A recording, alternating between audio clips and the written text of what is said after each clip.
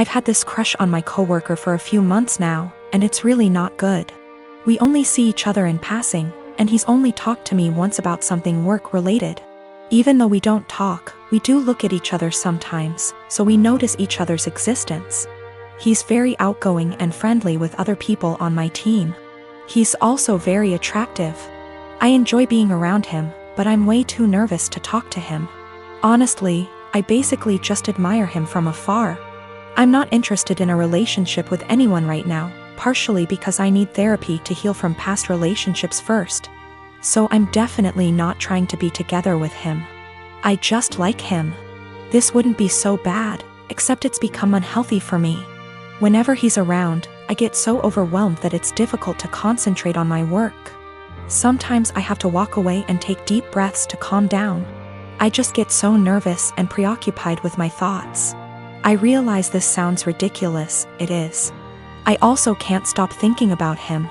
It seems like I spend the entire day looking forward to seeing him, then once he's gone I feel empty and sad. I recognize this is really unhealthy and potentially creepy. I work with some good friends and I genuinely enjoy their company. I also like my job a lot, so it's not that work is boring without him. I'm actually a very talkative and happy person with everyone else. I really want to get over these feelings because they're useless and only hurting me. To be honest, this isn't the first coworker I've felt this way about. At my last job, I also had a crush on my manager and it was on the same unhealthy level. So I feel like becoming fixated on people is a reoccurring problem, and I really would like to know how I can change this pattern. One of my best friends, Carla, is getting married soon. It's only meant to be a small backyard type of wedding, but they've been planning it for a few months now, and originally, it was supposed to be on my property. They wanted it because it's private, has lots of open space for the reception, a nice view, and the house could be used for them to get ready and stuff. Of course I said yes. She and her fiancé, Rick, were very happy. Thing is, Carla and I do have a history. We went out on and off in college but decided to stay friends. Then I met my wife, we got married, Carla met Rick, and now here they are. Now my wife knows I went out with Carla back in college and she didn't care. Carla still went to our wedding and everything. I never knew if Rick was told or not. It's not my relationship, therefore not my business to say anything, so I never did. Rick found out recently and not in the best way. Not sure how, but from what I heard from friends is that one mutual friend told him, no idea why, we used to date. Not only that, but apparently Carla said a couple years ago she was still in love with me when she was already dating Rick. Don't have actual confirmation if that's exactly what he was told. All Carla's told me is that Rick was told about our past and he's angry at her for never saying anything. It became quite a drama and didn't hear from her for over a month until now. She told me they're going to couples counseling and that the wedding is still on. But Rick requested that I not attend. It sucks, but I totally get why he wouldn't be comfortable. Then I asked the obvious question, where are they going to hold the wedding then? To my surprise, she said they still want it at our place. Rick said so too, and in my mind I'm going, he doesn't want the guy who dated his fiancée years ago at the wedding, but still wants the wedding at his house. My wife and I are expected to just not be at our home that weekend, and I told Carla no. They're going to have to find someplace else since we're not going to simply leave our home to them for the weekend. Not only for safety reasons, but it just doesn't make sense. Rick doesn't want me around because he's not comfortable, but is comfortable enough to have their wedding at my house. They really want their wedding here though, and because of that I've been bugged by not only her but also Rick, and some friends who think I'm being a petty asshole for not letting them have the wedding here anymore. Honestly, don't think that I am. It just doesn't make sense at all to have to leave our own place for a wedding we're no longer welcome to, and leaving our home totally vulnerable. Still, being accused of sabotaging their wedding, and Rick believes it's the least I can do after everything. My daughter is 14. The divorce between me and her mom is still an open wound, but we try our best to make everything feel as normal as possible with the split. I remarried to my wife Isla. My daughter isn't mean, but she does not view her as a mom, which I am is okay.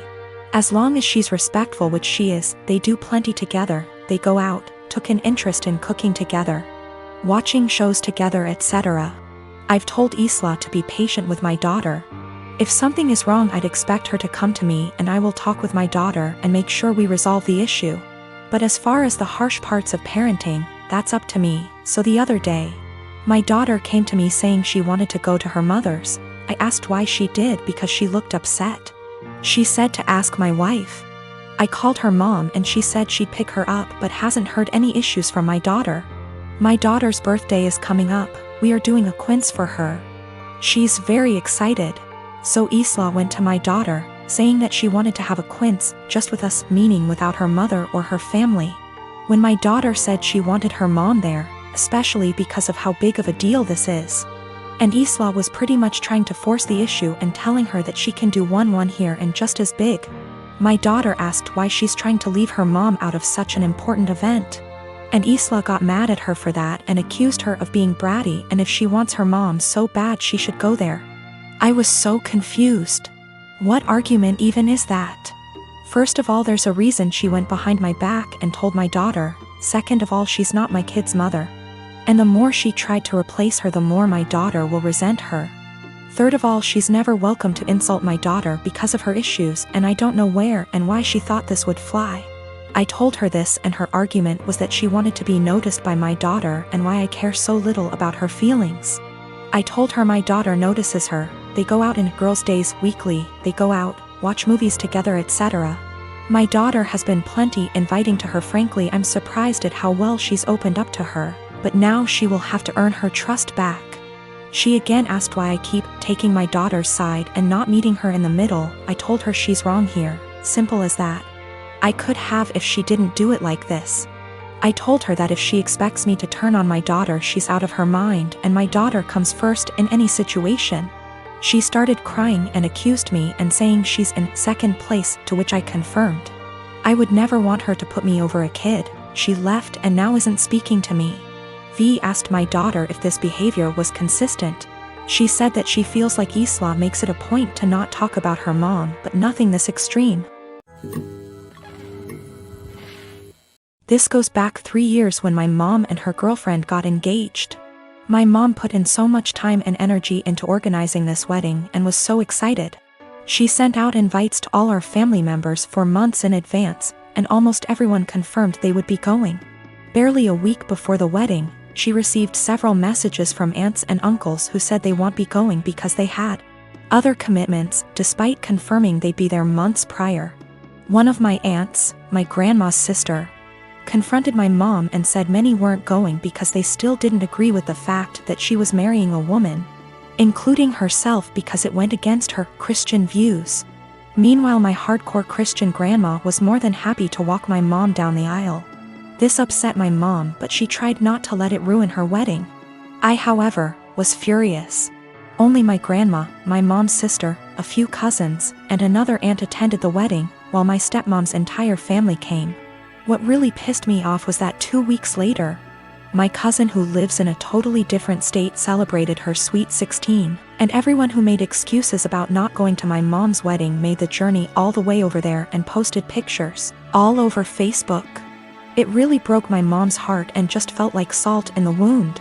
I swore then that when I got married, everyone who did not show up to my mom's wedding would not be invited to mine. Fast forward to now, me and my girlfriend of 2 years got married first week of March, and I kept my word. The only ones we invited to our wedding was the family that did go to my mom's, and one other aunt who did have a good reason for not being there at the time because she was recovering from surgery. I wanted to clarify that I am in fact a guy. We even invited my stepmom's family too. Obviously my other family members found out and expressed their hurt over not being invited. I called them all out and said if they had a problem with my mom for being who she is, then they had a problem with me, and I wouldn't let toxic people be a part of a special day for me and my wife. My wife stood behind my decision, as did my mom. That still doesn't seem to stop them from thinking it was a move and are turning it into a whole family drama because they think it was unfair to punish them for simply believing in something different. Wow. Thank you so much for all the love and support, everyone.